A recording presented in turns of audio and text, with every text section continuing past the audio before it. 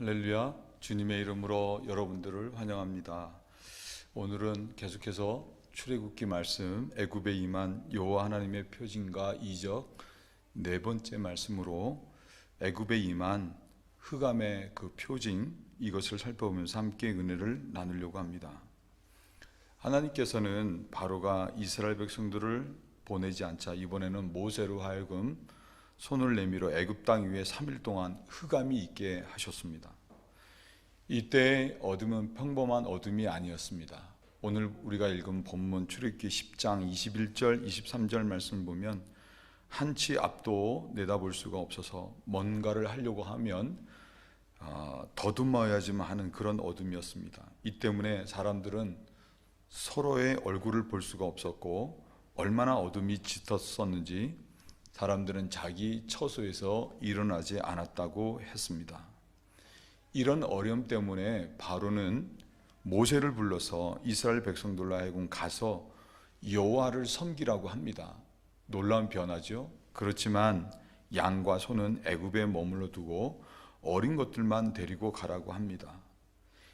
우리가 생축, 악질이 임한 생축 그 표징에서 그 의미를 살펴본 것처럼 양과 소는 하나님께 드릴 희생 제물입니다. 바로가 양과 소를 머물러 있게 하라고 하는 것은 하나님께 희생이 없는 제사, 예배를 드리라는 뜻입니다. 사실 이는 양과 소를 이유로 계속해서 이스라엘 백성들을 애굽에 묶어두려고 하는 바로의 술책인 것입니다. 오늘날에도 사람들이 세상에 머물러 있는 이유는 하나님께 희생 드리기를 꺼려하는 마음이 있기 때문인 것이 그 하나의 이유라고 말씀을 드릴 수가 있습니다. 예배에 관해서는 몇 주 뒤에 종합적으로 좀 더 자세하게 여러분들에게 말씀을 드리도록 하겠습니다. 모세는 바로에게 대답하기를 양과 소는 하나님께 드릴 희생과 번제물이기 때문에 단 한 마리도 남겨둘 수 없다고 하면서 반드시 가지고 가야 한다고 했습니다. 이번에도 바로는 역시 이스라엘 백성들을 보내지 않았습니다. 오늘 이 애굽에 임한 흑암이라고 하는 것인데, 저도 가끔 짙은 어둠을 경험할 때가 있습니다. 그럴 때면 한 치 앞을 구별할 수 없어서 이게 벽을 짓고 겨우 이렇게 나오곤 했습니다. 아무것도 볼 수 없는 흑암이 위험한 이유는 발을 잘못 디디게 되고, 혹은 또 손을 뻗어서 물건을 잘못 만져서 잘못된 걸 만지거나 또 떨어뜨리게 되면 위험을 당할 수 있기 때문입니다.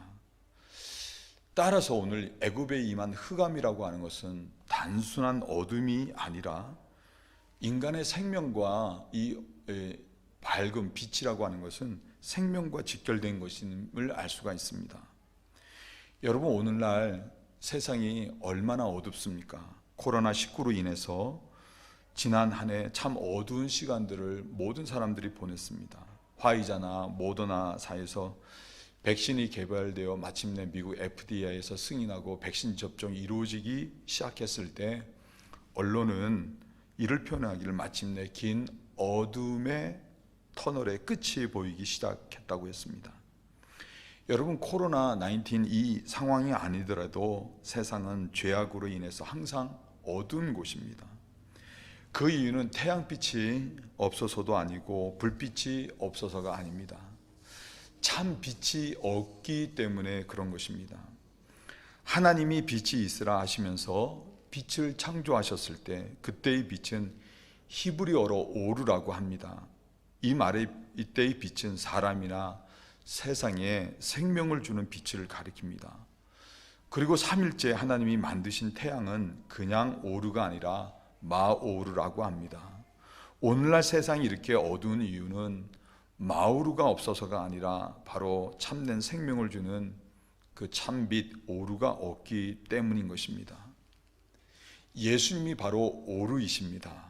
예수님께서는 하나님의 아들로서 만왕의 왕이셨지만 우리를 지금 같은 어두운 세상에서 죄와 사망에서 구원하시기 위해 우리들과 같은 인간의 몸을 입고 마구간에 오셨습니다.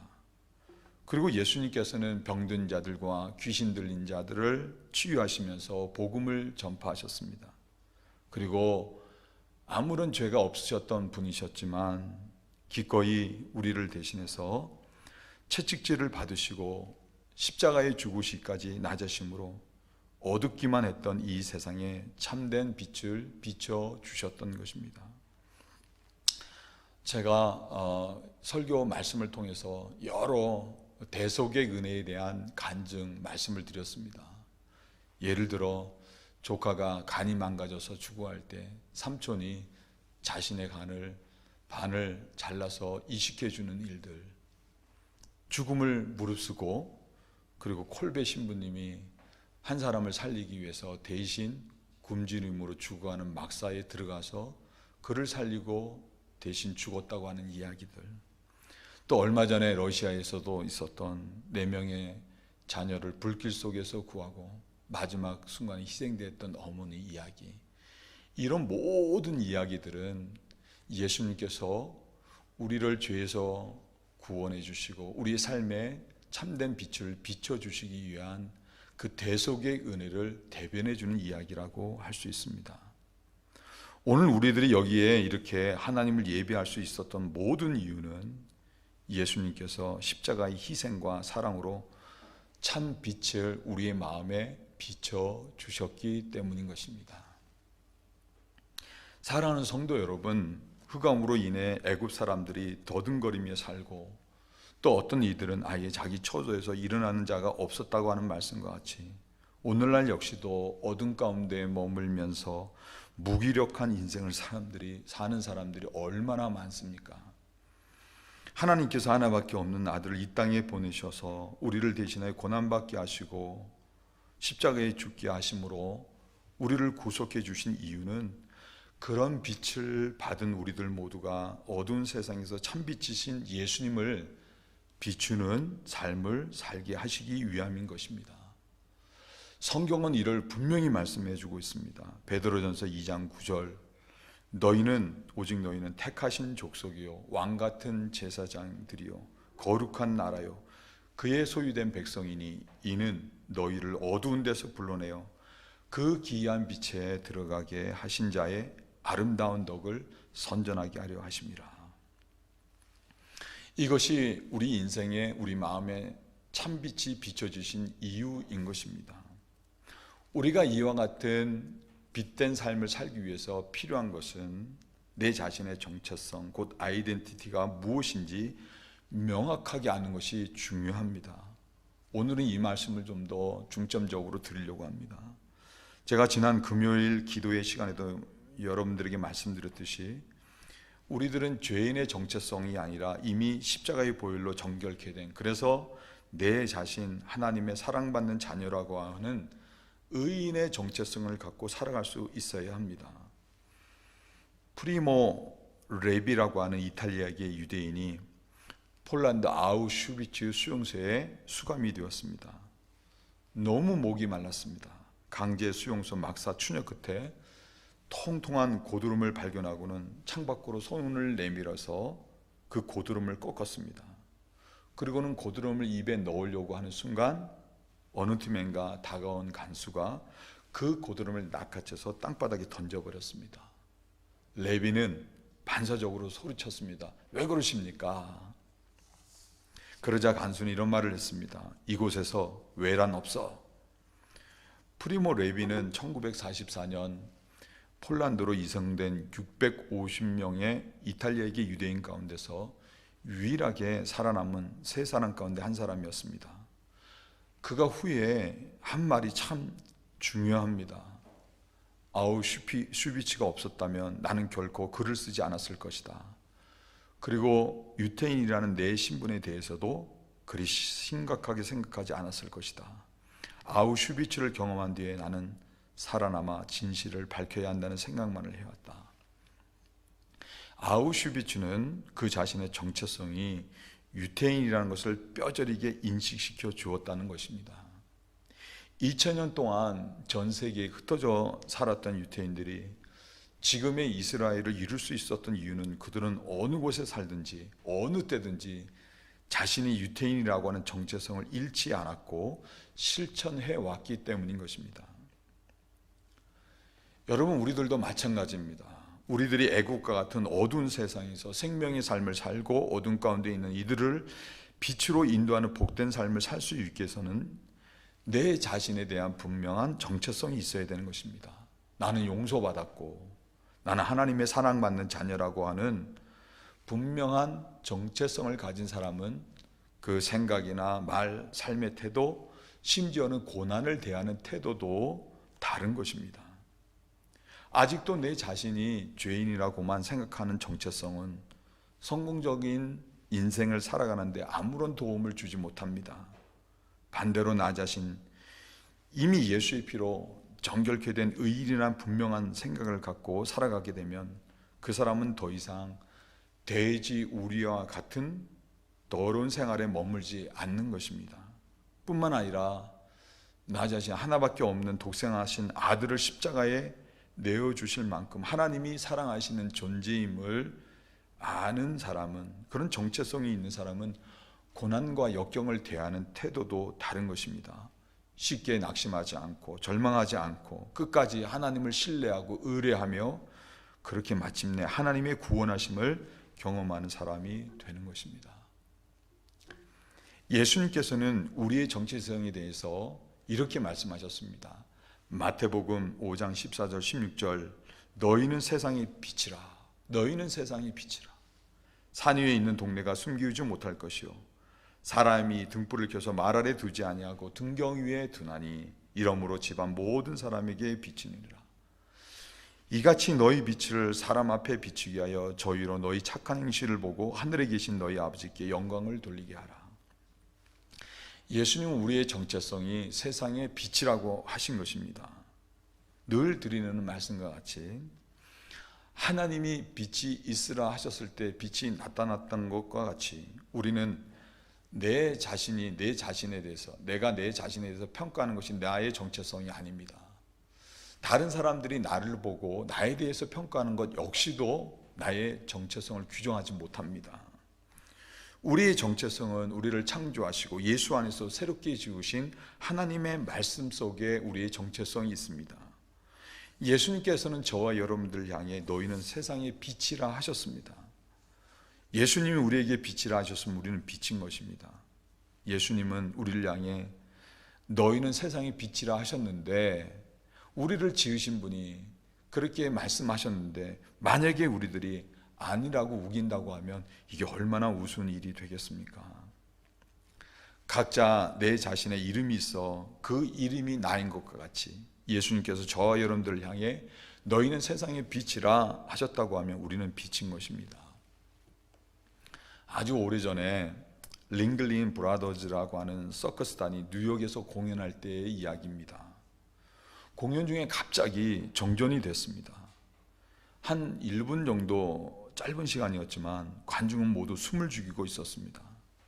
때마침 무대에서는 조련사가 호랑이 4마리의 제주를 보이고 있었습니다. 철저한 속에 있으니까 관중에게는 위험이 없었지만 캄캄한 데서 조련사가 호랑이의 공격을 받지는 않을까, 그러다가 죽는 것은 아닐까 하는 걱정이 있었습니다. 장내가 물을 끼얹듯이 고요하고 캄캄한데 무대에서는 여전히 조련사의 채찍 소리와 호랑이의 동적을 지시하는 명령이 조금도 흐트러짐 없이 들려왔습니다.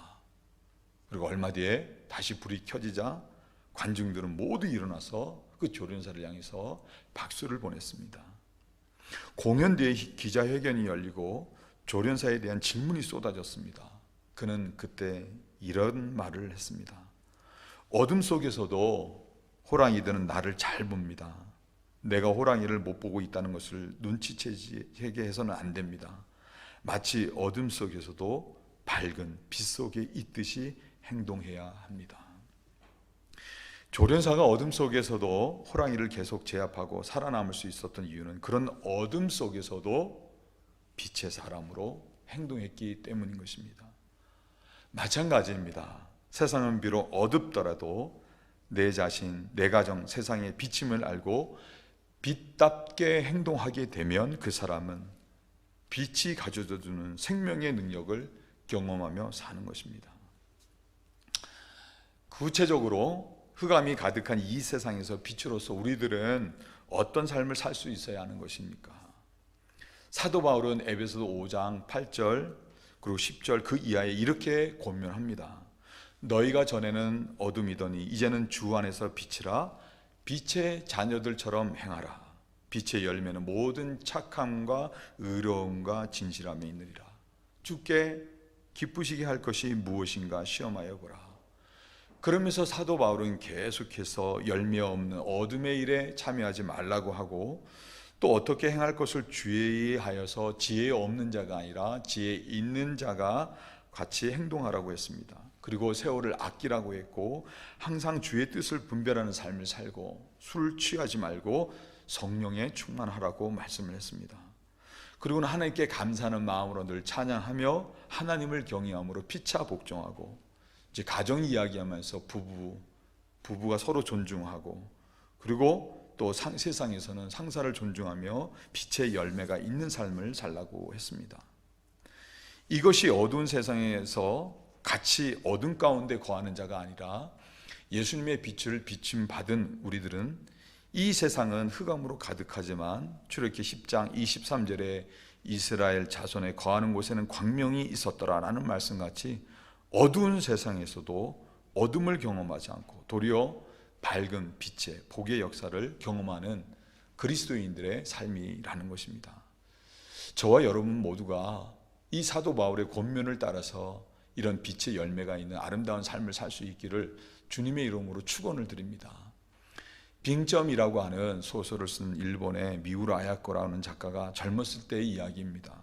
그녀의 이름이 아직 알려지기 전 남편의 수임만으로는 생활을 이어가기 어려워지자 생활에 도움이 되고자 이 미우라 아야코가 작은 가게를 열게 됐습니다.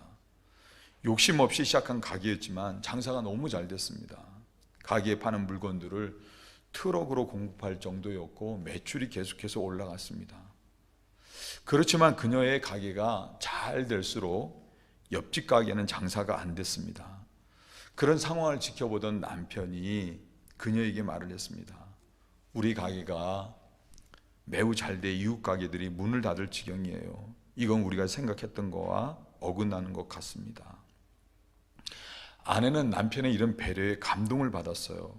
이후 그녀는 가게 규모를 축소해 팔지 않을 물건을 정하게 됐고, 그 물건은 아예 가게에 들여놓지도 않게 됐습니다. 그리고 그런 물건들을 찾는 손님이 오게 되면 이웃 가게로 안내하곤 했습니다. 생활비라고 하는 목표에 충실했던 아야코 부부는 이웃의 어려움이 자신들 때문임을 알았을 때 부의 축적을 멈추기란 쉽지 않은 일이었지만 그리스도인으로서 먼저 이웃을 생각하고 빛된 삶을 살기로 선택했던 것입니다. 돈보다도 빛된 삶이 우선이었던 것입니다. 우리가 지금과 같은 어두운 세상에 참 빛이신 예수님을 비추는 삶을 살기란 결코 쉬운 일이 아닙니다. 그렇지만 작은 불이 큰 불을 일으키는 것과 같이 작은 것부터 실천함으로써 얼마든지 더 큰 빛을 세상에 비출 수 있습니다. 전에도 제가 한번 말씀드린 기억이 있는데, 교회 일을 끝내고 배가 너무 고파서 웬디 햄버거를 찾았습니다. 드라이브 스루로 메뉴를 얻으러 하는데 스피커나 또 이렇게 듣는 것이 좋지를 않았는지 잘 알아듣지를 못했습니다. 그러니까 저는 또 뭐 잘못하는 영어로 알아듣게 하려고 최선을 다하고, 또 상대는 저보다도 더 많이 고생을 했습니다. 제 영어를 알아들으려고 더 고생을 한 것입니다. 그렇게 좀 있다가 마침내 주문이 되고 이제 물건을 받기 위해서 창문을 갔는데, 제 주문을 받았던 여자분이 저를 보자마자 밝게 웃었습니다. 그 웃음에 저도 이렇게 막 웃으면서, 내가 영어는 두 번째 나의 언어이기 때문에 난 잘 하지 못한다 라고 했더니, 자기도 아프리카에서 왔기 때문에 영어가 서툴다고 했습니다.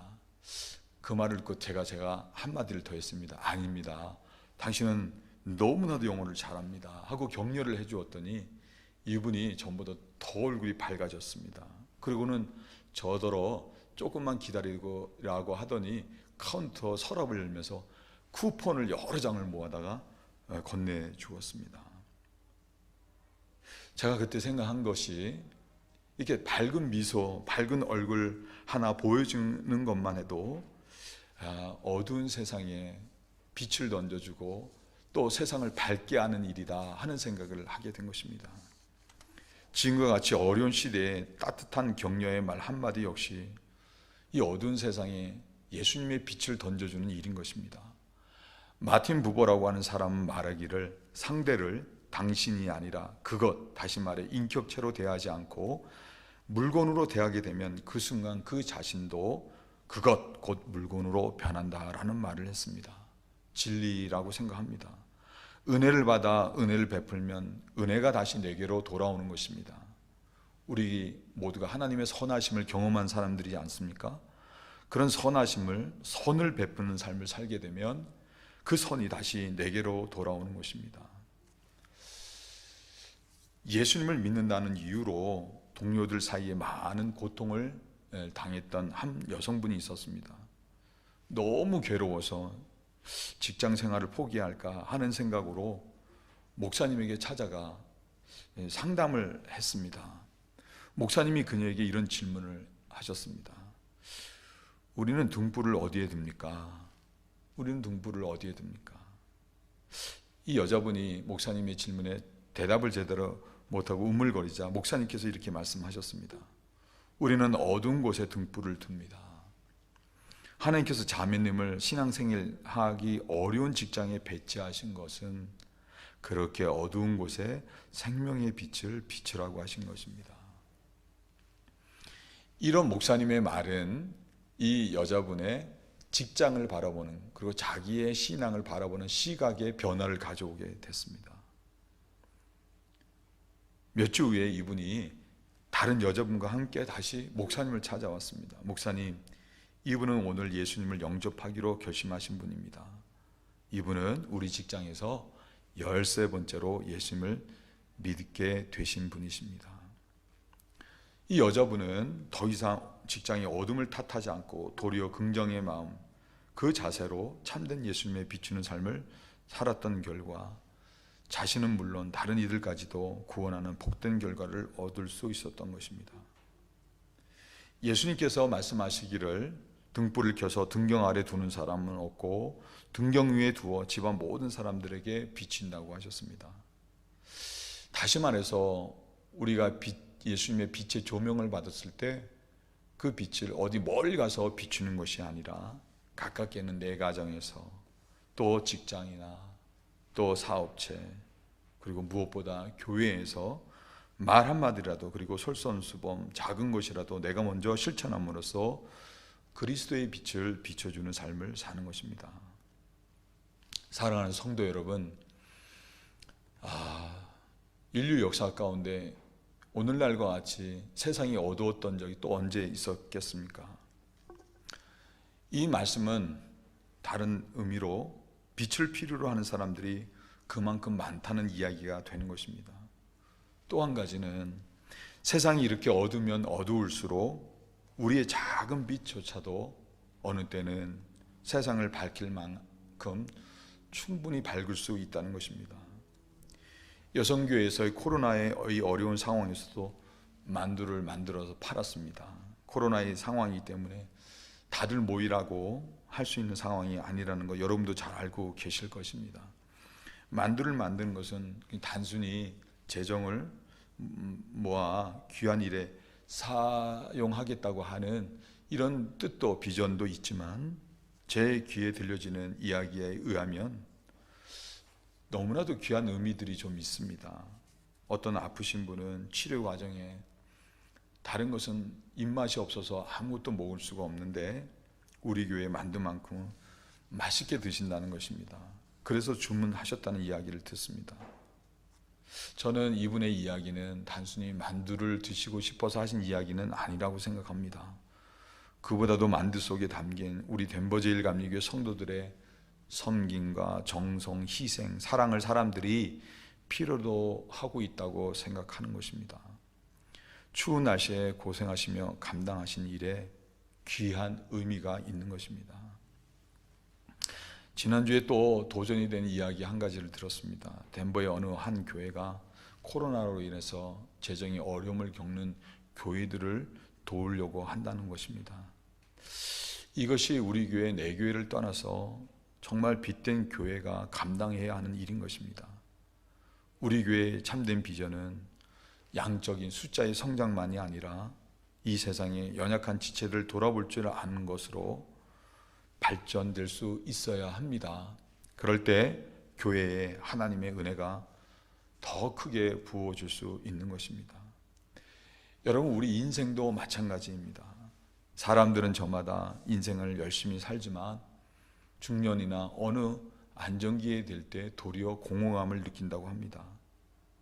아이를 낳고 기르고 가정을 잘 이루는 것 역시도 의미 있는 일이지만 그 일을 다 이루었을 때도 어느 때는 공허감을 느끼는 때가 있다는 것입니다. 인간은 보람 있는 인생을 살아갈 때 공허감을 느끼지 않습니다. 저는 인터넷 뉴스를 통해서 노년에 리어가를 끌어가면서 폐지로 모아 그것을 판 돈으로 모은 그 돈으로 자기보다 더 어려운 사람들을 돕는데 써달라고 기부하는 나이 연세 많으신 분의 사연을 읽기도 했습니다. 어느 사람들은 자기밖에 모르고 자기 욕심 챙기기 바쁜데 자신도 어려우면서 그 가운데 나누어 자신보다 더 어려운 사람들의 삶을 돕고 사는 것, 그것이 바로 가치 있는 인생을 살아가는 것이고 정말 그것이야말로 부유한 인생을 살아가는 것이고 그리고 우리를 세상의 빛으로 삼으신 하나님을 기쁘시게 하는 일이라 저는 믿습니다. 결론적으로 한 말씀만 더 드리고 말씀을 마치겠습니다. 사랑하는 성도 여러분, 예수님이 우리에게 너희는 세상의 빛이라고 하셨지만 어떻게 우리 홀로 빛을 비출 수가 있겠습니까? 우리 인간은 세상에 빛을 비출 만한 그런 참된 능력이 없습니다.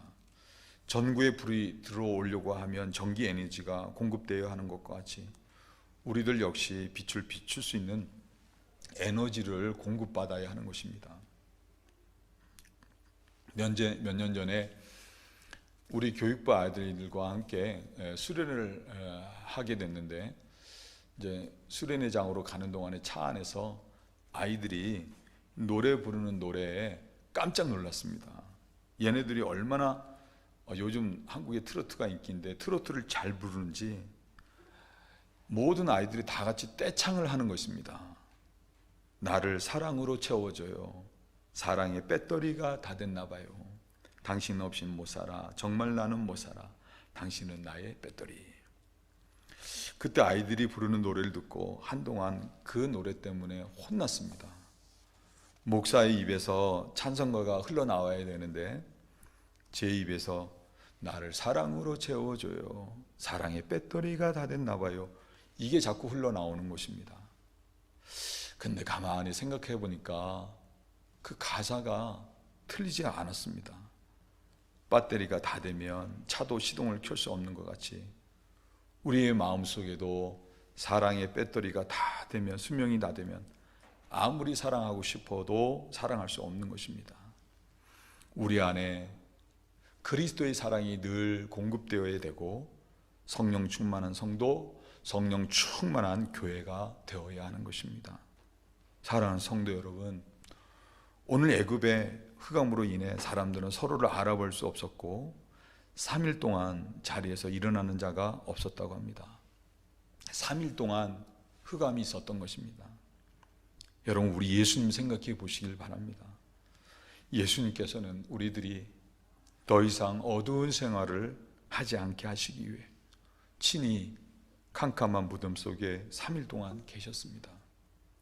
우리의 마음에 생명의 빛이 비춰줄 수 있기 위해 예수님께서는 친히 우리를 대신해서 3일 동안 무덤 속에 갇히셨던 것입니다.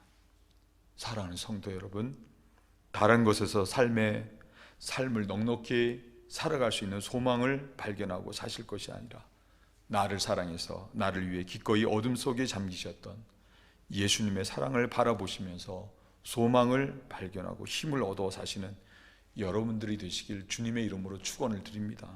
그러므로 다가오는 성탄절 여러분 마음속에 다시 한번 참된 생명의 빛이 밝혀지셔서 여러분 자신도 밝은 인생을 사실 뿐만 아니라 여러분의 그 밝은 빛으로 말미암아 어둡던 애굽의 세상이 모든 삶의 부분이 생명의 빛이 비춰져서 살아나고 복된 그런 역사를 이루고 경험하고 누리며 사시는 여러분들 되시길 주님의 이름으로 축원을 드립니다.